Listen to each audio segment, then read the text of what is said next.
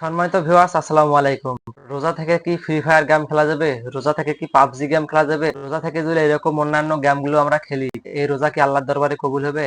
এই বিষয়ে চূড়ান্ত আলোচনা করতেছেন আমাদের শ্রদ্ধেয় হুজুর শাহেখ আহমদুল্লাহ। তো বেশি কথা না বাড়িয়ে চলুন তার মূল ভিডিওটা দেখে আসি। তানভীর খান লিখেছেন, রোজা রেখে কি ফ্রি ফায়ার গেম খেলা যাবে কিনা? কোন প্রকার গেমসই রোজা রেখে খেলা উচিত নয়, কারণ এটা অনর্থক কাজ। ইমানদার এমনিতেই অনর্থক কাজ থেকে বিরত তাকে থাকতে হবে। আল্লাহ বলেছেন, সফল মুমিনদের বৈশিষ্ট্য হলো ওয়াল্লাযীনা হুম আনিল লাগবি মুআরিদুন, যারা অনর্থক অহেতুক কাজ থেকে বিরত থাকবে।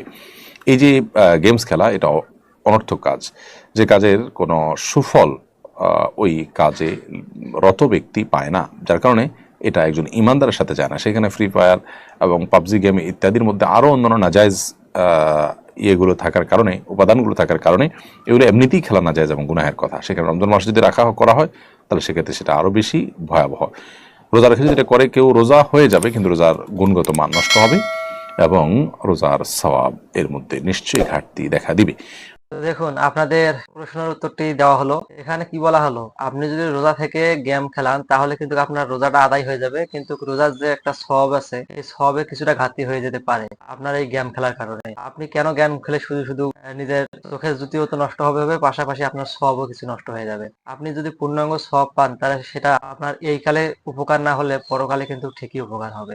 আর সওয়াবটা কিন্তু সবারই দরকার, আর সবারই পাপ পুণ্যের হিসাব হবে, যেহেতু যেহেতু সবারই নেকির প্রয়োজন আছে। আর নেকি যদি না থাকে তাহলে কিন্তু আমাদের সিরাত পার হওয়া খুব মুশকিল হয়ে যাবে। আর এইরকম বিষয়গুলো আমরা কিন্তু ছোট ছোট বিষয়গুলো দিয়ে স্কিপ করে থাকি। যেমন রোজা থেকে আমরা ফেসবুক চালাই, রোজা থেকে আমরা ইউটিউব দেখি, রোজা থেকে আবার মনে করেন যে গেমস খেলি সারাদিন। এখানে থেকে আমার কিছু জিনিসের ঘাটতি এসে যায়। যারা এইসব কাজ করেন তারা এইসব কাজ থেকে অবশ্যই বিরত থাকবেন। এইসব কাজ একদম ভালো না। তো এই পর্যন্তই ভিডিওটা রাখতেছি। ভিডিওটা কেমন লেগেছে অবশ্যই একটা লাইক করে জানিয়ে দিবেন, চ্যানেলটিকে সাবস্ক্রাইব করে নেবেন, আর ভিডিওটি শেয়ার দিয়ে 10 ভাইকে দেখার সুযোগ করে দিবেন। আপনারা ভালো থাকবেন, সুস্থ থাকবেন। দেখা হবে বরাবরের মতো পরবর্তী ভিডিওতে। আপনাদের শরীরের সুস্বাস্থ্য কামনা করে বিদায় নিচ্ছি আমি মোহাম্মদ জাকিরুল ইসলাম। এতক্ষণ অবধি ভিডিওটি দেখার জন্য আপনাদেরকে অসংখ্য ধন্যবাদ।